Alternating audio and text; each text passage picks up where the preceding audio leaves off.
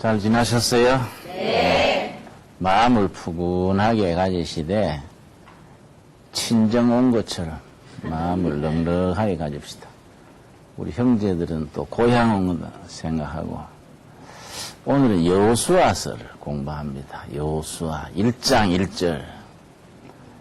여호수아는 모세의 후계자인데 모세가 120세에 죽었습니다. 신명기 34장에 보면 모세가 120세에 죽을 때 눈도 말짱하고 기력이 쇠하지 아니했는데 하나님이 불러갔어요. 땅에서 그만 고생해라. 하늘나라에 데려간 셈이지요. 그리고 우리가 건강장수 축복 중에 모세처럼 살다가 모세처럼 죽는 겁니다. 병원에 주사 맞으면서 죽는 게 아니고 눈도 말짱하고 기력도 말짱한데 어느 날 자는 듯이 하늘나라로 데려가는 거이지요. 모세가 훌륭한 것 중에 하나가 뭐이냐? 자기 죽기 전에 후계자를 잘 세웠어요. 우리나라에는 그런 전통이 필요합니다. 큰 교회 목사님들이 후계자를 잘 못 세우고 당대에는 잘 하시는데 후임이 막 교회를 소용돌이 일어나게 하고 망가뜨리는 경우가 많아요. 우리 주위에 그런 경우가 많이 있습니다. 정치도 그래요. 자기 후계자를 키워놓지 않고 자기만 하다가 물러나 버리면 문제가 복잡해지는 거이지요. 그 점에서 모세는 대단히 훌륭했던 분이에요. 현역에서 물러나기 전에 자기 비서관 출신 여호수아를 후계자로 딱 세운 거예요. 1장 1절 여호수아 1장 1절 여호와의 종 모세가 죽은 후에 이런 성경 읽을 때에 그냥 모세가 죽었구나 이래 읽으면 안 돼요. 왜냐? 모세는 40년간 지도자로 있었지요. 40년 지도자로 있던 모세가 죽고 새로운 후계자 누구지요? 여호수아가 지도자가 됐다는 것은 한 시대가 가고 새로운 시대가 왔다 이 말이에요. 시대가 바뀌면 지도력도 바뀌는 겁니다. 그런 걸 염두에 두고 읽어야 돼요. 모세가 죽은 후에 이러면 한 시대가 갔구나. 새로운 시대가 딱 오는구나. 이런 마음을 품고 읽읍시다. 여호와의 종 모세가 죽은 후에 여호와께서 모세의 시종은 비서. 눈의 아들 여호수아에게 일러가라 사대. 모세의 후계자로 뽑힌 눈의 아들 여호수아. 왜 누구 아들 그러느냐 하면은 히브리 사람들은 성이 없어요. 우리는 김아무개, 박아무개 그러면 되지만은 그 나라는 성이 없으니까 누구 아들 그래 알아요. 눈의 아들 여호수아에게 일러가라 사대. 자, 모세가 죽고 여호수아 시대가 왔다는 것은 한 시대 40년이 가고 새로운 시대가 오는데 시대가 바뀌면 지도자가 바뀌는 겁니다. 지도자가 바뀌면 지도력이 바뀌는 거이지요. 그런데 하나님께서 새로운 시대의 새 지도자 여호수아에게 5가지 지도력의 근본을 말씀하세요. 너는 모세를 이어서 새로운 시대의 새 지도자로서 5가지 염두를 둬라. 우리나라의 노무현 대통령이나 다음에 뽑힐 대통령이나 여호수아 1장을 잘 읽고 마음에 새기면 틀림없을 텐데 또 바빠서 잘 안 읽어요. 그죠?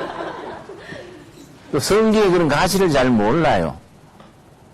이런 말씀 가만히 새겨서 하나님이 여호수아에게 일러주신 지도력의 몇 가지? 5가지. 그걸 나도 실천해야지. 요 마음을 먹으면 틀림없는데 아깝게도 그런 마음을 안 가지는 거예요. 첫 번째가 뭐냐? 2절이에요. 2절. 내 종 모세가 죽었으니 이제 너는 이 모든 백성으로 그 다음 뭡니까? 더불어 일어나. 연필이 있으면 거기다가 나중에 줄을 치세요. 더불어 일어나. 여기 중요한 말이에요. 더불어 일어나 이 요단을 건너 내가 그들 곧 이스라엘 자손에게 주는 땅으로 가라. 더불어 일어나. 공동체적인 지도력 그래요. 혹은 민주적 지도자지요. 지도력에는 세 가지 타입이 있습니다. 첫째는 권위주의형, 이걸 카리스마틱 리더십 그래요. 권위주의형. 두 번째는 민주적 지도력, 셋째는 방임형 지도력. 권위주의적인 지도력은 권위를 가지고 모든 걸 지시하는 대로 따라라. 군사정부 때 박정희 대통령 같은 사람, 권위주의적인 지도력이지. 민주적 지도력, 백성들의 의견을 존중해서 의논해가면서 하는 지도력. 세 번째는 방임형, 그냥 내가 떠버리는 거예요. 권위주의형 지도력 밑에서는 국민들이나 자식들이 기가 죽어요. 창조력이 없어. 방임형 밑에서는 무질서해. 그러지요? 아버지, 엄마가 애들을 방임형으로 멋대로 풀어놔 버리면 애들이 버릇이 없어요. 행동의 기준이 없어. 그게 인생을 낭비하기 쉽지요. 가장 바람직한 것은 공동체적인, 민주적인 지도력이지요. 상대방의 의견을 존중해서 의논하고 합심기도하고 같이 나가는 거예요. 모세는 권위주의적인 지도자입니다. 모세가 앞장서서 나를 따르라. 그럼 또 따르는 거예요. 근데 여호수아가 그래 말하면 백성들이 따르겠습니까? 모세 흉내내가 이스라엘 백성들이여 나를 따르시오. 그럼 쟤 왜 저래? 응? 저 모세 가방 못지 하던 애 아니야? 가방 못지. 그러죠? 이로운 말로. 시종, 비설. 저 모세 가방 들고 다니던 여호수아 아니야? 왜 저래? 헷가닥 했냐? 이런단 말이에요. 목사님도 마찬가지야. 조영기 목사님 같은 분, 교회도 크잖아요. 교인들 앞에 가가지고 할렐루야! 그러면 교인들 아멘! 하지요. 내가 우리 교회에서 할렐루야! 하면 목사님 치매 걸렸나? 와 이래서 이런다고? 어? 목사님 안 하던 올여름에 더위 잡섰나? 왜 저러나? 이런다고. 지도력의 스타일이 다른 거예요. 그러니까 하나님께서 모세한테, 여호수아에게 너는 너 스승 모세하고는 다르다 이게. 모세는 권위가 대단하잖아요. 그런데 여호수아가 권위도 없으면서 백성들한테 나를 따르라 그러면 아무도 안 따르고 자기 혼자 가는 거예요. 그러니까 여호수아한테는 어떻게 하라 했냐면 백성들 속에서 더불어 공동체로. 그래서 여호수아가요 이 5가지를 철저히 지켰어요. 그래서 위대한 지도자가 된 겁니다. 여호수아서에 이스라엘 백성들이 가나안 땅에 들어가서 쌓아와서 땅을 점령해서 분배하는 거거든요. 전쟁을 몇 번 했냐면 33번 했어요. 33번 전쟁을 완성했어요. 완성. 한 번 아이성의 전투라는 말하자면 중대 단위 혹은 대대 단위 조그만한 전쟁에서 졌어요. 그때는 아간이라는 부하 한 명이 부정을 해가지고 전쟁에 졌지요. 소규모 전투의 진 거 외에는 전승을 했어요. 그래서 여호수아를 뭐라고 부르냐면은 상승장군 여호수아 이렇게 불러요. 미국 육군사관학교를 웨스트 포인트라 그럽니다. 미국 육군사관학교에서 역사상의 가장 훌륭한 장군을 여호수아를 접해요. 여호수아. 아주 완벽한 지도자. 그래서 이제 거기 여호수아서를 쭉 읽어보면요. 위험한 전투, 중요한 고비가 있을 때마다 여호수아는 사병들하고 같이 사는 거예요. 같이 자고, 같이 먹고, 같이 행군하고, 더불어 일어나 같이 가나안을 향하는 것.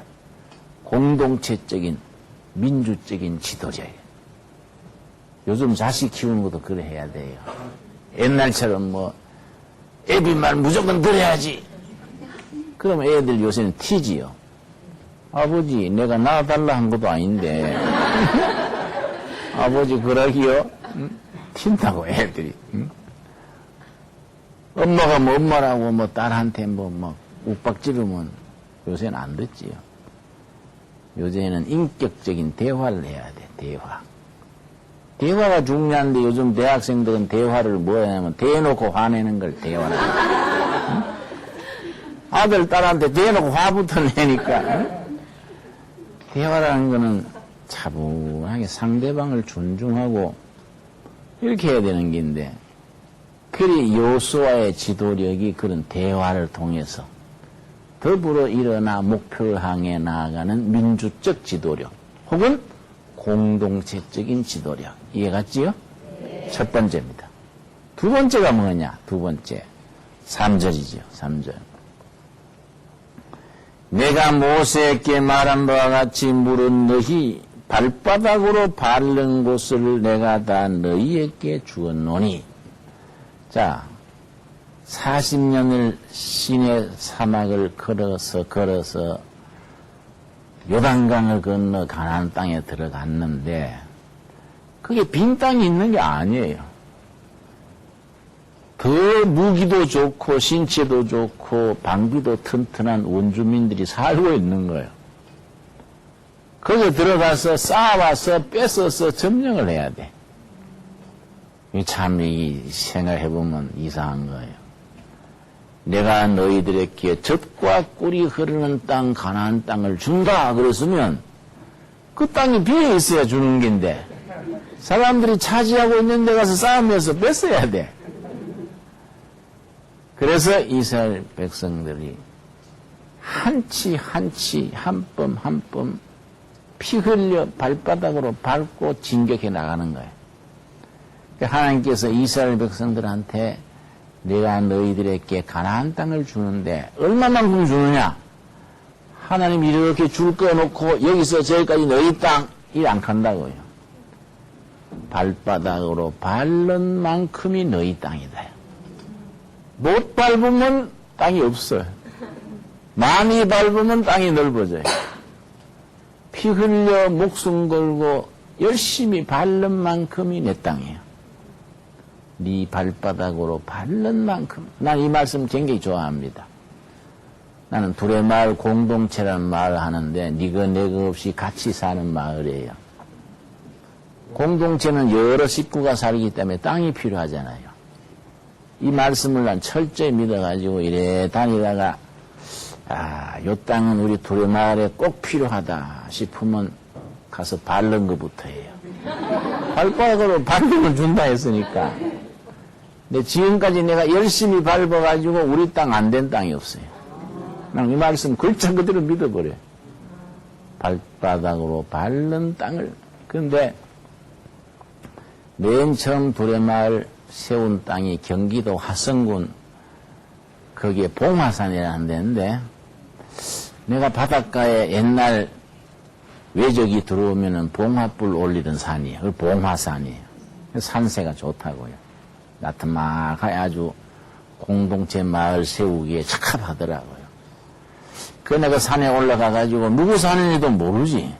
산 모양새만 보고 여기 둘의 마을 세우면 좋겠다 싶어서 산 중턱에 갔더니 중턱에 자리가 마음에 드는데 소나무 하나 딱 아담하게 서 있더라고요.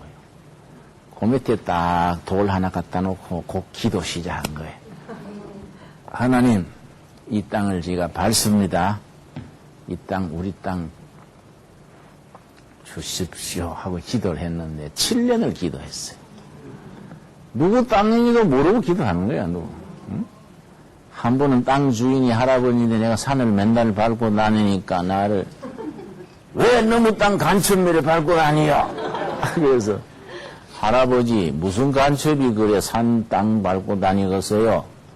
산이 좋고 해서 내가 생각도 하고 기도도 하고 밟는 기지요.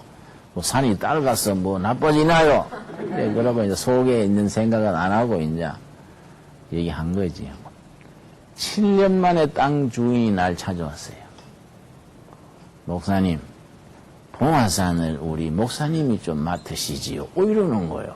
자기 발로 와가지고. 그 웬일이세요? 그랬더니 이번에 집안에 급한 일이 있어가지고 돈을 좀 장만해야겠는데 봉화산을 팔아야겠다 해요. 이걸 복덕방에 그냥 내놓으면은 서울의 복부인들이 와서 차지할 것 같고, 이거는 이 지방에서는 봉화산 명산인데, 외지의 사람이 와가지고 투기하면 안 되잖아요. 목사님이 이 산을 맡으면 잘 이용하실 것 같아서 목사님 찾아왔습니다. 난 7년간 기도하던 땅이란 말이에요. 그 가슴이 뭐 딱 닿지, 이제. 요즘 말로 피일이 꼽히는 거예요. 응? 아, 하나님이 허락하시는 때가 온 게다. 땅값을 서로 얘기해 보니까 그때 돈은 4천만 원이요. 4천만 원. 이거 4천만 원이 없지, 이제.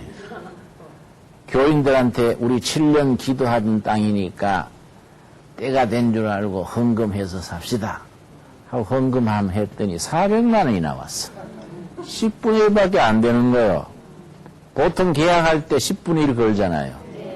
무조건 기도하는 중에 확신이 와가지고 계약을 한 거예요. 중도금도 없이 2달 뒤에 잔금 3,600만 원을 준다.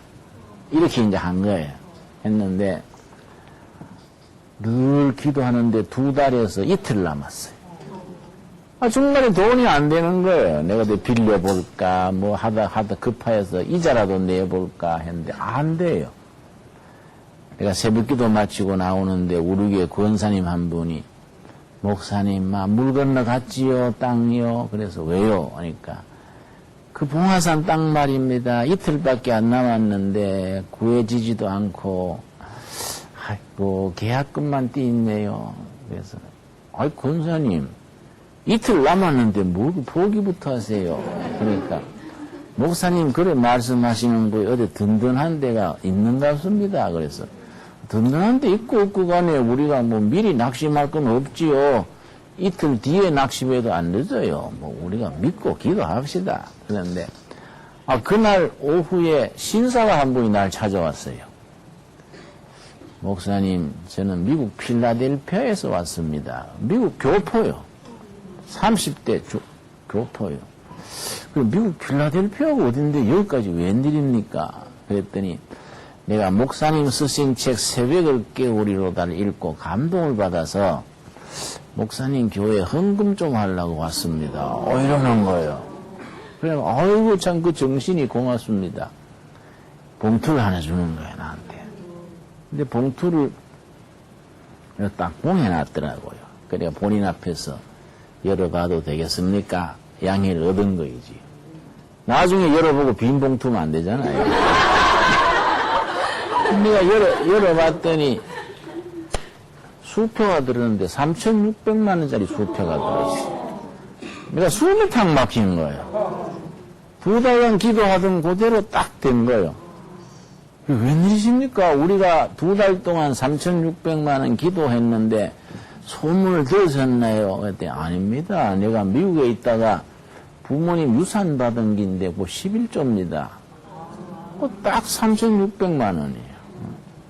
그래서 이제 그 다음 주일날 교인들한테 이틀 뒤에 이제 주일인데 여러분 그동안에 우리 기도하던 봉화산 장금이 미국에서 오신 아무개 집사님이 이렇게 헌금하셔서 완전히 해결됐습니다. 그리고 이제 그 사람이 박 집사예요. 소개를 했어. 했더니 우리 교인 중에 싱거운 사람이 있어요. 아이고 아깝다. 기도를 2배쯤 할 걸. 한 8천만 원 기도할 걸. 하나님이 짜다 짜. 우물도 파야 되고, 전기도 내야 되고, 등기도 해야 되는데, 뒤에 필요한 게 많은데, 딱 3,600만 원만 되면 뒷돈은 어떡하지? 확 웃었어요.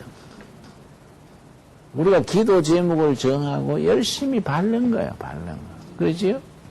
지금도 두레마을이 지리산에 있습니다. 경상남도 함양 지리산인데, 이면 13만 평이에요. 그 옮길 때도 돈 없이 기도했어요. 기도하고서는 밟은 거예요. 열심히 밟은 거예요. 아주 지리산 두레마을 좋습니다. 북한을 도우려고 중국의 두레마을을 세웠는데 그건 130만 평이에요. 130만 평이 어느 정도 큰지 아세요? 내가 우리 농장 끝까지 한 가본다고 돌다가 다 못 돌고 몸살 났어요. 넓습니다. 그게 우리 중국 두레마을이에요. 그러니까 나는 이 말씀 믿는 거예요. 네 발바닥으로 밟는 땅을 내가 내 땅으로 준다. 그게 나는 딱 마음에 드는 땅이 있으면 밟아요. 여러분 주위에 꼭 마음에 드는 땅이 있으면 밟으세요. 부동산 투기하려고 밟지 말고 응? 하나님의 뜻을 이루는데 필요하다 해서 밟아야 되지, 투기하려고 밟아야 하나님께서 응답하실 택이 없지요. 그렇지요? 네. 그러나 지금 또 우리 10월 7일 우리 교회 입당 예배 드리는데 그 교회 아주 산기스럽게 좋은 땅이에요. 땅 주인이 15명이 얽히 가지고 소송을 하고 차 붙고 해가지고 이 땅은 집 못 짓는다는 거예요. 근데 내가 거기 가서 가만히 기도해보면 응답이 오는 거예요. 이 땅은 하나님이 허락하시는구나. 열심히 밟으면서 계약한 거예요. 그게 이제 다 해결돼서 지금 교회가 지금 다 세워져 가지요. 이 땅이 네가 발바닥으로 밟는 곳을 너 축복의 땅으로 주시리라. 나는 이걸 굉장히 중요시합니다. 나는 30살에 청계천 빈민촌 들어가서 넉마주의를 했어요. 왜 넉마주의 했냐면은 돈 좀 갖고 들어갔는데 하도 굶는 사람 많고 병자도 많고 하니 밀가루 사다 주고 병자 병원에 업고 다니고 돈이 떨어진 거예요. 한 3일 굶고 나니까요 설교하는데 못하겠더라고요. 배고프니까요 나를 쳐다보는 교인들 얼굴이 밥그릇처럼 보여. 애들 얼굴은 반찬그릇처럼 보여. 배고프니까 설교가 안 돼요. 너무 배고프면 속이 메시메시하고 그래요. 구역질라고. 야, 이거 안 되겠다. 빈민촌에 내가 구제하러 왔다가 구제 대상이 됐구만. 그래서 내가 하기 쉬운 게 넉마주의 한 개입니다. 넉마주의는 개업하기가 쉬워요. 그때 망태가 900원이요. 망태 매는 거. 집게가 40원이요. 940원 투자하니까 업자가 된 거예요. 새벽기도 마치고 망태 메고 우리 그 구역이 뚝섬, 경마장, 건국대학 그쪽이 우리 구역이에요. 공장 앞에 주택 앞에 버려놨는 깡통 종이 막 주워 담는 거예요. 그 저녁 때 전부 분류해가지고 무게에다가 파는 거예요. 내가 그 넉마주의 했는데 넉마주의 해서 우리 교회를 일으켰지요. 그때 내가 넉마주의 한 걸 지금도 감사해요. 넉마주의 한 분 근성, 일본말로 곤조라 그래요. 곤조, 근성. 넉마주의 곤조를 한 몸에 익히면 그걸 체득한다 그래요. 몸으로 익히면은요, 자신감이 생겨요.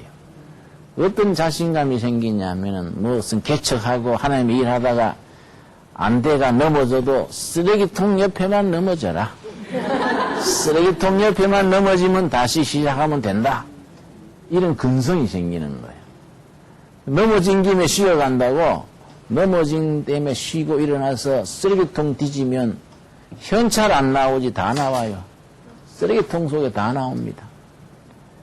그래서 나는 그런 자신감이 있는 거예요. 지금도 내가 개척 생활을 하는데 개척에 대한 확신이 있는 거이죠. 까지가 하다가 안 돼도 쓰레기통 옆에만 넘어지면 또 길은 열린다. 우리 집사람도 덩치가 좋아요. 내가 앞에 손수레 니 아까 끌고 마누라 밀어라 그러고 응? 찢게 가지고 쓰레기통 뒤지면 또 살아가는 거예요. 그런 자신감이 있으니까 좋잖아요. 이 발바닥 정신이에요. 발바닥. 바닥에서 올라가는 거예요. 그렇지요? 귀하게 큰 사람들은 겁을 내잖아요. 응? 겁을 내니까 자신감이 없잖아요. 근데 우리는 바닥에서 넉마주의 출신이라 쓰레기통은 항상 있는 거예요. 그러니까 어느 나라 가서도 습관이 돼가 쓰레기통 먼저 봅니다. 쓰레기통이 제일 깨끗한 나라는 두 나라예요. 일본하고 독일이에요. 쓰레기통이 제일 지저분한 나라는 두 나라예요. 미국하고 한국이에요. 아예 쓰레기통이 깨끗한 데가 있습니다. 어느 나라일까요? 북한이지, 북한. 쓰레기통이 넣을 게 없잖아요. 난 북한 6번 갔다 왔는데, 간 쓰레기통 봐요. 진짜 깨끗해요. 쓰레기통에 넣을 게 있어야지. 미국과 한국은 쓰레기통이 지저분해요. 뭐 이것저것 막 버렸어. 독일, 일본은 일본 주부들은요, 딱 썩는 거, 안 썩는 거, 비누, 깡통 딱 분류해서 깨끗하게. 그걸 배워야 돼요. 자, 하나님께서 이스라엘 백성들에게 가나안 땅에 들어가서 네가 발바닥으로 밟는 만큼이 네 축복의 땅이다. 이 발바닥 정신 여러분 꼭 몸으로 익히기를 바랍니다. 요새 불경기라 그러잖아요. 불경기에 힘들지라도 발바닥에서 시작하는 겁니다. 용기를 내가지고 아이 맨 땅에 헤딩하기다. 한 번 죽지 두 번 죽나. 그래가지고 먹을 게 생기면 갈라먹고 먹을 게 없으면 아이 다이어트 하라고 금식하라 하시는구나. 마음에 넉넉한 배심을 가지고 하는 거예요. 이 두 번째예요. 네 발바닥으로 밟는 땅이 네 땅이다. 아멘이 됩니까? 네. 세 번째 6절이에요. 6절. 마음을 강하게 하라. 담대히 하라. 너는 이 백성으로 내가 그 조상에게 맹세하여 주리라 한 땅을 얻게 하리라.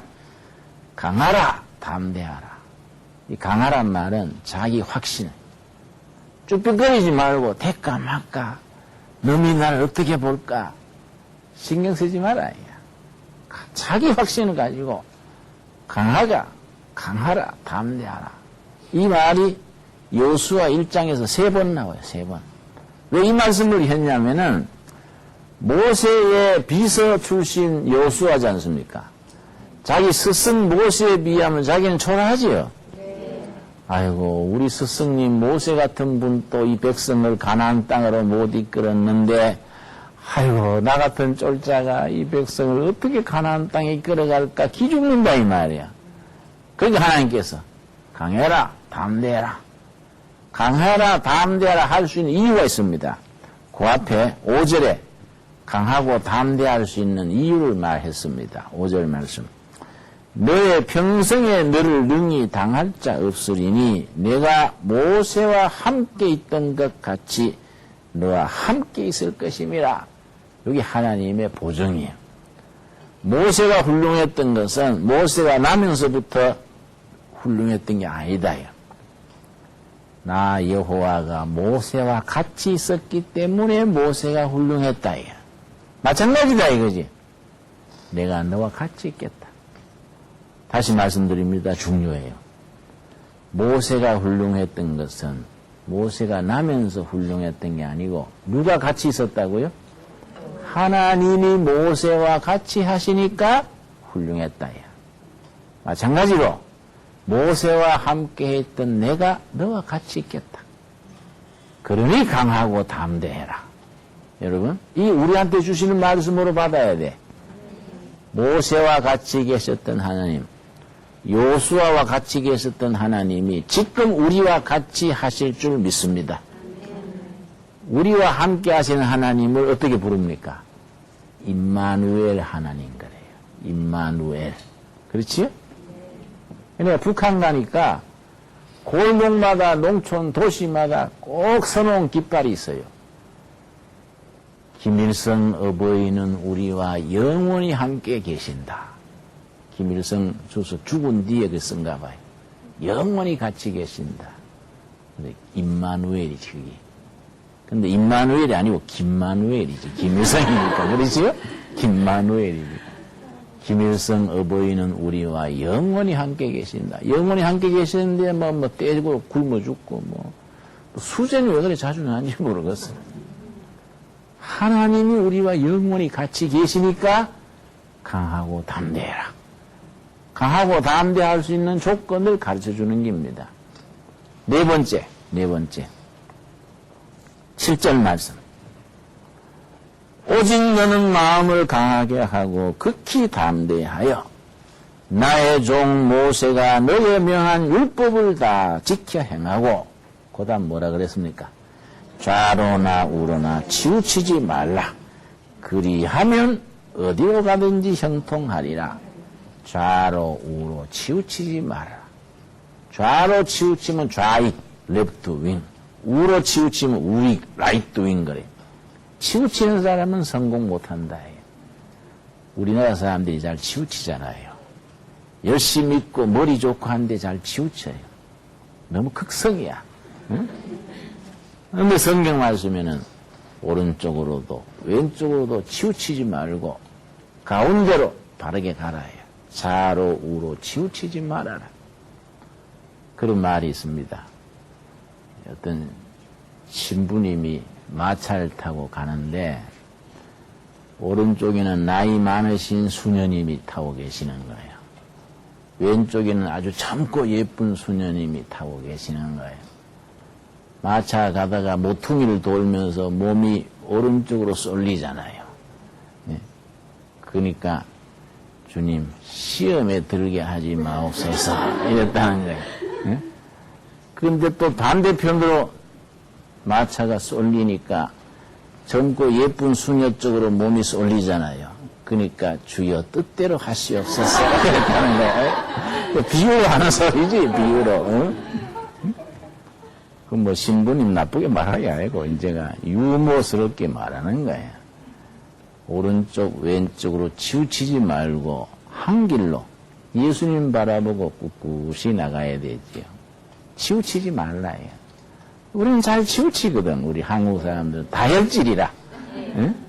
잘 나가다가도 치우쳐가지고 일을 망가뜨리는 거예요. 그러니까 절제를 뭐야, 절제. 절제 뭐 하는 열심은 사고를 친다고요. 그래서 하나님의 일에도 절제를 할 줄 알아야 돼. 나는 37년 목회하면서 30살에 시작했는데 10년 동안 잘못한 게 있어요. 40이 돼가지고 깨달은 게 있습니다. 뭘 깨달았냐면은 나쁜 일에만 절제하면 되는 줄 알고 하나님의 일에는 절제 안 해도 되는 줄 알았어요. 근데 가정도 상하고 몸도 상하고 일도 꼬이고 대가를 치른 뒤에 10년 지나서 깨달았어요. 아하, 나쁜 일에만 절제하는 게 아니구나. 하나님의 일에도 절제해야 되는 게구나. 절제하지 못하면 하나님의 일하다가 하나님 영광 가리우는 거예요. 하나님의 일하다가 사람한테 피해를 주는 거예요. 그래, 절제한다는 것은 나쁜 일만 절제가 아니다. 좋은 일에도 하나님의 일에도 선한 일에도 절제해야 된다. 이해가 갑니까? 네. 오늘부터 절제합시다. 네. 그래, 치우치지 말고 절제해야 되지. 5번째. 자, 하나님께서 새로운 시대의 새 지도자 여호수아에게 새로운 지도력의 근본 몇 가지 말했지요? 5가지. 첫째가 뭡니까? 첫째가 백성들과 더불어 일어나 민주적 지도력, 공동체적 지도력. 두 번째가 뭡니까? 축복의 땅을 얼마만큼 주신다고요? 발바닥으로 밟는 만큼. 용기가 없어가지고 못 밟으면 못 차지하는 거예요. 담대함을 가지고 밟는 만큼의 축복이에요. 열심히 밟읍시다. 열심히. 세 번째 뭐라 그랬습니까? 강하라, 담대하라. 여호수아 1장에서 몇 번 나온다고요? 3번. 강하라, 담대하라. 강하고 담대할 수 있는 이유를 뭐라 그랬습니까? 모세와 같이 있던 나 여호와가 너와 같이 있겠다. 그러니 자신감을 가지고 확신을 가지고 강하라, 담대하라. 세 번째 뭐라 그랬습니까? 좌로나 우로나 치우치지 말아라. 하나님의 말씀을 지키는 데 중심을 두고 좌로 우로 치우치지 말아라. 다섯 번째, 마지막입니다. 다섯 번째, 8절입니다. 8절. 이 율법책을 너 입에서 떠나지 말게 하며 주야로 그것을 뭡니까? 묵상하여. 말씀이 입에서 떠나지 말게 하고 말씀을 밤낮으로 묵상을 해라. 그 가운데 기록한 대로 다 지켜 행하라. 그리하면 너 길이 평탄하게 될 것이라. 너가 형통하리라. 말씀을 가까이 하고 말씀을 묵상하고 말씀을 지켜 행해라. 그리하면 네 지도력이 형통하리라. 만사형통이란 말이죠. 만사형통. 형과 동생이 대화를 하는데 형이 동생한테 그랬어요. 야, 너 성경의 만사형통이 뭔지 알아? 그 형 뭐인데? 그러니까 만사형을 통해서 하라 이 말이야.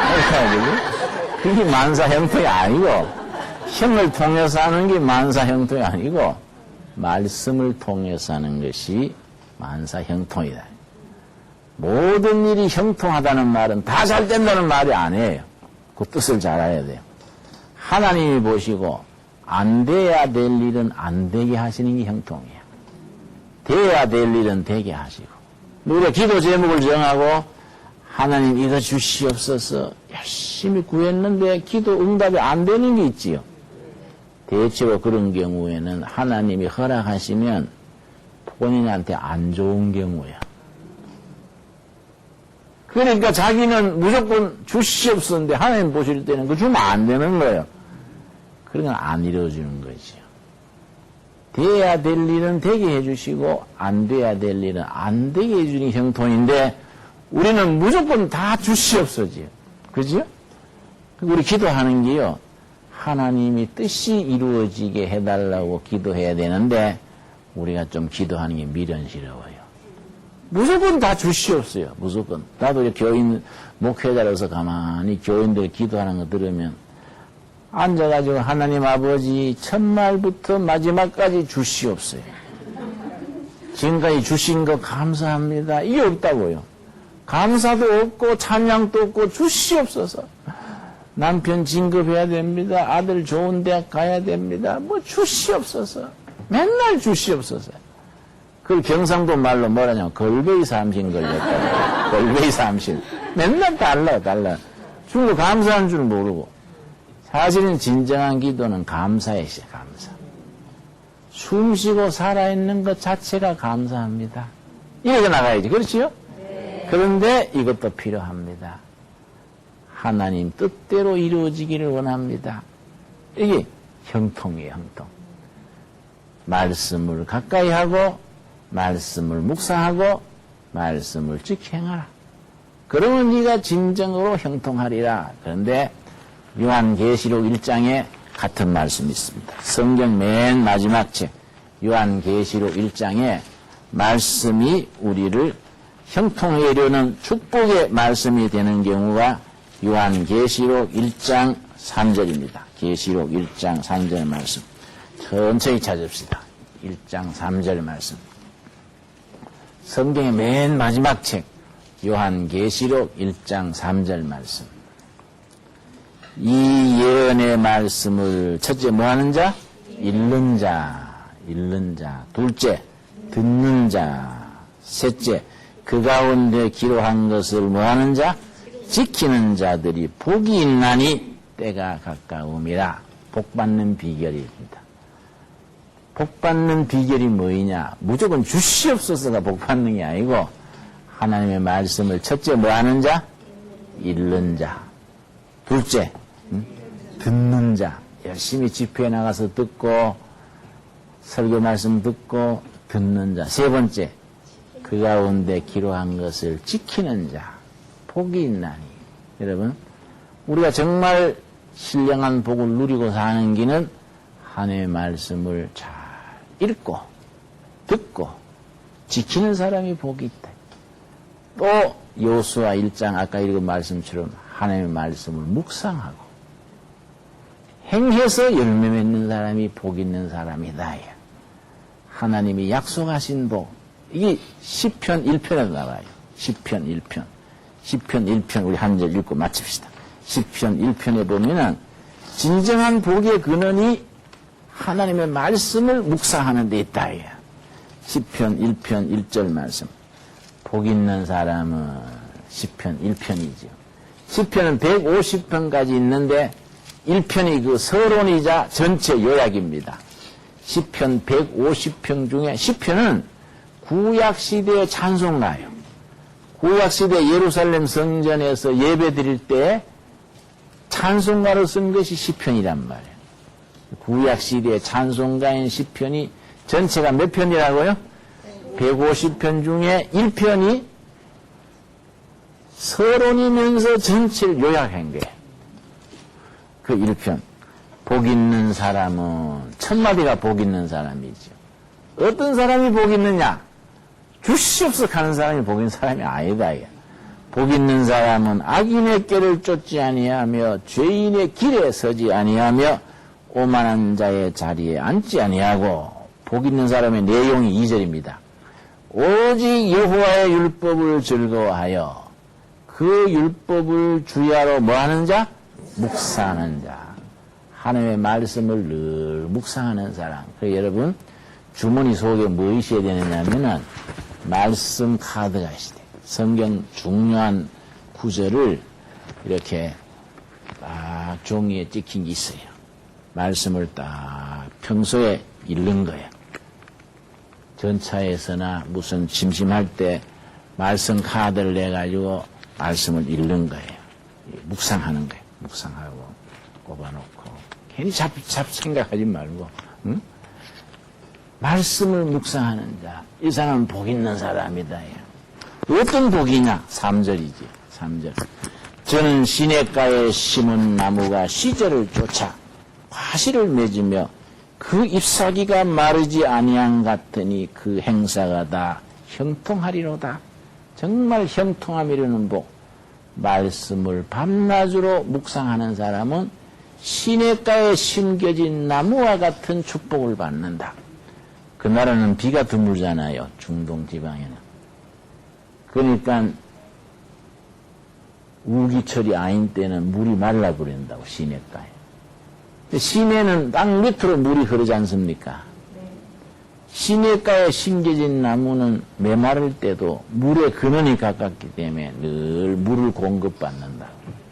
시냇가에 심겨진 나무와 같은 복을 받는다. 늘 물을 공급받아서 잎이 푸르고 열매가 있다. 여기서 말하는 성경에서 물은 성령님을 나타낼 때가 많습니다. 말씀을 늘 묵상하는 사람은 성령과의 교통이 끊어지지 않는다. 성령과의 교통이 끊어지지 않아서 삶이 싱싱하고 행복하다. 하는 일이 형통하다. 그런 형통함이라는 축복을 누리는 우리 모두가 될 수 있기를 바랍니다. 오늘 거기까지. 감사합니다.